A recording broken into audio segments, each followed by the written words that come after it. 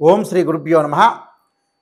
2025 English ఈ సంవత్సరంలో మనకి ఏ విధంగా ఉండబోతుంది? 2025లో మేషాది ద్వాదశ రాశుల యొక్క ఫలితాలు ఏ విధంగా ఉండబోతుందో మనం తెలుసుకుందాము.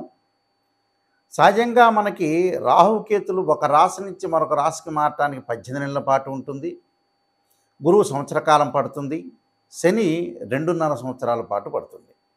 అలానే రవి, బుధ, శుక్ర గ్రహాలు 30 రోజుల పాటు ఒక రాశి నుంచి మరొక రాశికి మారటం, కుజుడు 45 రోజుల పాటు మారటం, చంద్రుడు 2.5 రోజుల పాటు పడుతూ ఉంటుంది.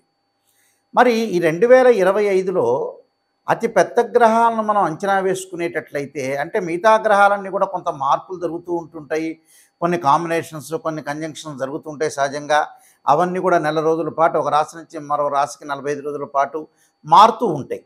సహజంగా అవన్నీ కూడా మార్పులు జరుగుతుంటాయి. కానీ అతిపెద్ద గ్రహాలైన రాహుకేతులు మనకు అనుకున్నట్టుగా 18 నెలల పాటు ఉంటాడు. శని 2.5 సంవత్సరాలు, గురువు సంవత్సర కాలం పాటు ఉంటాడు. మార్చి 29వ తారీఖు 2025 రాత్రి 9:44 పూర్వభద్ర నక్షత్రం 4వ పాదంలో మీనరాశిలోకి శని యొక్క సంచారం జరుగుతుంది. అలానే మే 14వ తారీఖున 2025 ఉదయం 11:34 మృగశిర నక్షత్రం 3వ పాద ప్రవేశంతో మిథున రాశిలోకి గురువు సంచారం చేస్తాడు. అంటే వృషభ రాశి నుంచి మిథున రాశిలోకి సంచారం జరుగుతుంది. మే 20వ తారీఖు 2025 ఉదయం 6:45 పూర్వభాద్ర నక్షత్రం 3వ పాద కుంభరాశిలోకి ప్రవేశంతో రాహు కుంభరాశిలోకి మీనరాశి నుంచి కుంభరాశిలోకి ప్రవేశం జరుగుతుంది. అలానే మే 20వ తారీఖున ఉదయం 6:45 కేతు ఉత్తరా నక్షత్ర 1వ పాద సింహరాశిలోకి ప్రవేశం జరుగుతుంది. అంటే కన్య నుంచి సింహరాశిలోకి కేతు యొక్క ప్రవేశము, మీనం నుంచి కుంభరాశిలోకి రాహు యొక్క ప్రవేశము, వృషభం నుంచి మిథునంలోకి గురువు యొక్క ప్రవేశము, దానితో పాటు శని భగవానుడు కుంభం నుంచి మీనరాశిలోకి సంచారం చేస్తారు. అంటే అతిపెద్ద గ్రహాలు ఈ 4 గ్రహాలను బట్టి మనకి 2025లో ఏ విధంగా మేషాది ద్వాదశ రాశుల యొక్క ఫలితాలు ఏ విధంగా ఉన్నాయో ఒక్కసారి మనం తెలుసుకుందాం. ఈ సంవత్సరం 2025లో తులారాశి వాళ్ళకి ఏ విధంగా ఉండబోతుందో మనం చూసుకునేటట్లయితే, తులారాశి వాళ్ళకి శని యొక్క బలం అనేది బాగా పెరగటం ఒకటి. శని షష్టమ స్థానంలో శని యొక్క సంచారం వల్ల శని మనకి సహజంగా మార్చి 29వ తారీఖున మీనరాశిలో సంచారం చేయటం వల్ల తులారాశి వాళ్ళకి 6వ స్థానంలో శని యొక్క సంచారం. శని బాగున్నాడు. అలానే 6వ స్థానంలో శని తర్వాత 9వ స్థానంలో భాగ్యస్థానంలో గురువు యొక్క సంచారం. అది ఇప్పుడు మే 14వ తారీఖున. అంటే గురువు బాగున్నాడు. దానితో పాటు వీళ్ళకి కేతు యొక్క సంచారం. కేతు ఏకాదశ స్థానంలో సింహరాశిలో సంచారం చేయటం వల్ల చాలా అద్భుతమైన రిజల్ట్స్ వచ్చే అవకాశాలు బాగా ఎక్కువ ఉన్నాయి.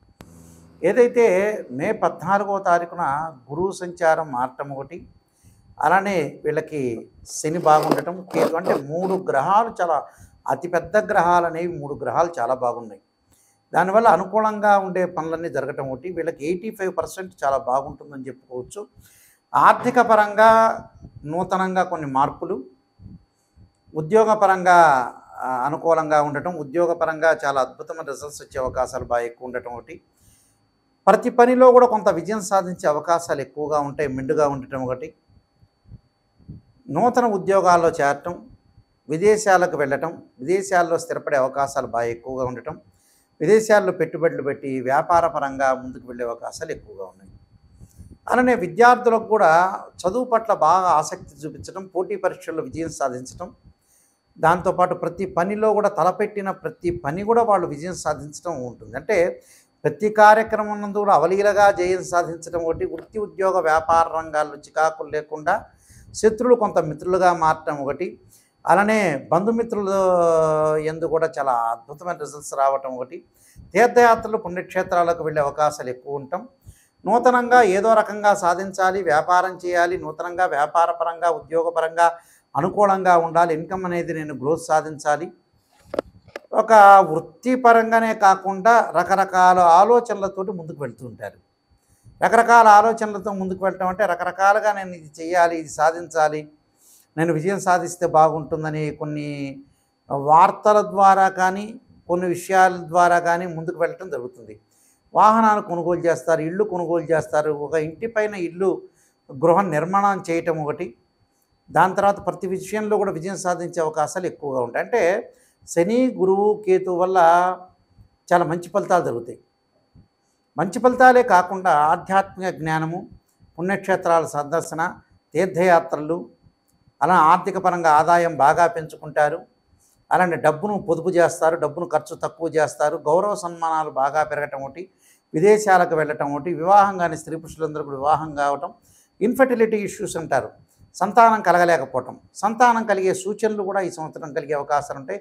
కోర్టు సమస్యలు, పెండింగ్ పనులన్నీ కూడా పూర్తి అవకాశాలు, గతంలో మనం చేయాల్సిన పనులన్నీ కూడా పెండింగ్లో ఉన్న విషయాలన్నీ కూడా ఈ సంవత్సరం పూర్తి అవకాశాలు ఎక్కువగా ఉంటాయి. కాబట్టి వీళ్ళకి అన్నీ కూడా అనుకూలంగా వాళ్ళు ముందుకు వెళ్ళటం ఒకటి, భార్యాబిడ్డల మూలకంగా కూడా సుఖ సౌఖ్యాల్లో బాగా పెరగటం ఒకటి, అనుకూలమైన ప్రయాణాలు, శత్రు జయాలు, వ్యవహార జయము, సంఘంలో గౌరవ మర్యాదలు పొందే అవకాశాలు, మిష్టాన్న భోజనము, అలాగే శుభవార్తలు వినే అవకాశాలు, ప్రియమైన మాటలు, నూతన వ్యక్తులతోటి పరిచయాలు కూడా బాగా పెరుగుతాయి. అంటే ఆర్థిక పరంగా గతంలో సాధించలేనిదంతా కూడా 2025లో సాధించే అవకాశాలు బాగా ఎక్కువ ఉంటాయి. కాబట్టి వీళ్ళకి 85% బాగుంటుందని చెప్పుకోవచ్చు. తప్పకుండా మీకు ఇంకా మంచి రిజల్ట్స్ రావాలంటే నేను చెప్పినట్టుగా పరిహారాలు చేసుకోండి, మంచిగా జరిగే అవకాశాలు ఖచ్చితంగా ఉన్నాయి.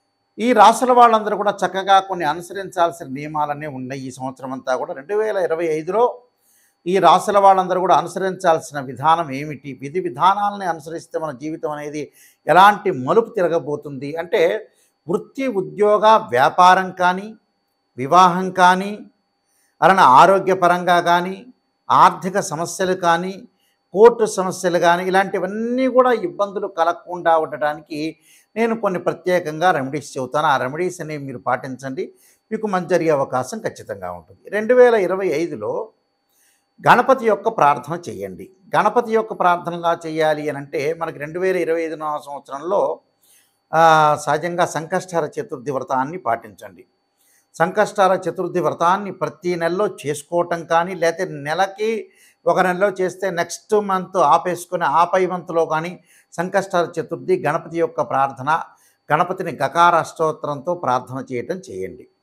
అంటే వక్రతుండ మహాకాయ కోటి సూర్య సమప్రభ నిర్విఘ్నం కురుమే దేవా సర్వకార్యేశ్వరుదా అనే మంత్రాన్ని చక్కగా చదువుకోండి. వీలైతే తత్పురుషాయ వక్రతుండాయ ధీమహే తన్నోదంతి ప్రచోదయాత్ అనే మంత్రాన్ని చదవటం ఒకటి. గణపతి యొక్క ఆలయాలను దర్శనం చేయండి. అది ఎప్పుడు సంకష్టహర చతుర్థి రోజున కానీ, బుధవారం కానీ, హస్త నక్షత్రం కానీ. అంటే మన జీవితంలో ఉండే విజ్ఞానాన్ని కూడా తొలగిపోతుంటాయి. ధనం కలిసి రావాలంటే, ధనపరంగా ఇబ్బందులు మీకు కలుగుతున్నాయి అంటే, ఓం యక్షాయ కుబేరాయ శరణాయ ధనధాన్యాధిపతే ధనం ధాన్య సమృద్ధిమే దేహిమే దాపై స్వాహ అనే మంత్రాన్ని చక్కగా గురువారం రోజున ప్రాతకాలం చదవండి.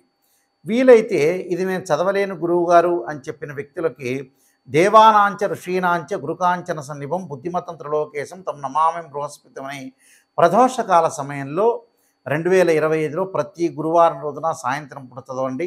వీలున్న గురువారాలు ఎక్కువ శాతం చదవటం అనేది నేర్చుకోండి. దానివల్ల ఏదంటే ధనం కలిసి వచ్చే అవకాశాలు ఎక్కువ ఉంటాయి. రుణబాధలు ఉన్న వాళ్ళు 2025లో ఖచ్చితంగా ఒక అర కేజీ బెల్లం బుధవారం రోజున కానీ, సోమవారం కానీ దానం చేయండి. దానితో పాటు ముఖ్యంగా వీలైతే శనివారం రోజున నల్ల నువ్వులు దానం చేయటం, ఆదివారం రోజున మినుములు, అలానే శనివారం రోజున ఉలవలు, గురువారం రోజున శనగలు దానం చేయటం అనేది మర్చిపోవద్దండి. చేసిన తర్వాత ఏదైనా సరే మంగళవారం వస్తుంటుంది మనకి. అంటే మంగళవారం రోజున కానీ, వీలైతే మృగశిర, చిత్త, ధనిష్ట నక్షత్రం రోజుల్లో కానీ కందులు దానం చేయండి. కందులు దానం చేయటంతో పాటు చక్కగా కందుల్ని ముందు రోజున నానబెట్టి ఆవుకు పెట్టడం అనేది కూడా నేర్చుకోండి. అలానే వాహన ప్రమాదాలు ఇవన్నీ కూడా కలగకుండా ఉండాలంటే ఖచ్చితంగా సుబ్రహ్మణ్య స్వామి యొక్క ఆరాధన చేయండి. తత్పురుషాయ విద్యే మహాసేనాయ ధీమే తన్నో షణ్ముఖ ప్రచోదయాత్ అనే మంత్రాన్ని చక్కగా చదవండి. కోర్టు సమస్యలు కూడా మీకు పరిష్కారం జరిగే అవకాశాలు ఖచ్చితంగా ఉంటాయి. అలానే వివాహం కాని స్త్రీ పురుషులు ఎవరైతే ఉంటారో వాళ్ళందరూ కూడా తప్పకుండా సీతారాముల యొక్క కళ్యాణంలో కానీ, శివపార్వతుల యొక్క కళ్యాణంలో కానీ పాల్గొనండి. అలానే శ్రీ వల్లీదేవి సమేత సుబ్రహ్మణ్య స్వామి యొక్క కళ్యాణంలో పాల్గొంటే కూడా మీకు కళ్యాణం జరిగే అవకాశం ఖచ్చితంగా ఉంటుంది. దీనితో పాటు విద్యార్థులు ఖచ్చితంగా విద్యలో వెనకబడి ఉన్నట్లయితే దక్షిణామూర్తి స్తోత్ర పారాయణం చేయండి. అలానే సరస్వతీ దేవం ఆలయాన్ని సందర్శన చేయటం అనేది మర్చిపోద్దండి. అంటే ఇవన్నీ కూడా ఆరోగ్యపరంగా ఇబ్బందులు కలిగే వ్యక్తులు కూడా శరీరే జర్జరీభూతే వ్యాధిగ్రస్తే కలేబరి ఔషధం జాహ్నవీతూయం వైద్యో నారాయణ హరి అనే మంత్రాన్ని చక్కగా చదువుకోండి. నువ్వుల నూనెతోటి శివుడికి అభిషేకం చేయండి. చేస్తే కూడా ఆయు ప్రమాణం పెరిగే అవకాశం ఉంది, ఖచ్చితంగా ఉంటుంది. అలానే ప్రతి విషయంలో కూడా ముందంజలో ఉండాలంటే ఖచ్చితంగా కొన్ని నియమాలనేవి పాటించండి. ఆ నియమాల్లో ముఖ్యంగా నేను కొన్ని విషయాలు స్పష్టంగా తెలియజేస్తున్నాను. అవన్నీ కూడా మీరు పాటించి ముందుకెళ్తే మీకు మంచి జరిగే అవకాశం ఖచ్చితంగా ఉంది. ఇలాంటివన్నీ కూడా మీకు అన్నీ కూడా దోషాలన్నీ తొలగిపోవాలంటే ఖచ్చితంగా ఏదైతే మీకు బాధలనేవి ఉంటాయో ఆ బాధలన్నీ కూడా తొలగటానికి ప్రత్యేకంగా నేను ఒక పుస్తకాన్ని రాశాను. అది రాజమండ్రి మోహన్ పబ్లికేషన్ వాళ్ళు బృహత్ పరిహార సింధు అని మంత్ర యంత్ర తంత్ర రెమెడీస్ అనే పుస్తకం ఉంది.